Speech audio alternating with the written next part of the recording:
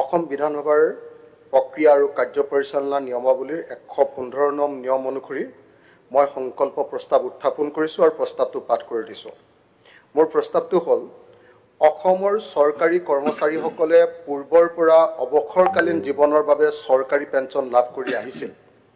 কিন্তু 2005 চনৰ 1 ফেব্ৰুৱাৰীৰ পৰা শিক্ষক কৰ্মচাৰীসকলৰ বাবে অসমত পুৰণি পেঞ্চন ব্যৱস্থাৰ পৰিৱৰ্তে নতুন ৰাষ্ট্ৰীয় পেঞ্চন ব্যৱস্থা NPS আৰম্ভ হ'ল আৰু কৰ্মচাৰীসকলৰ অৱসৰকালীন জীৱনৰ সামাজিক সুৰক্ষা নাইকিয়া হ'ল।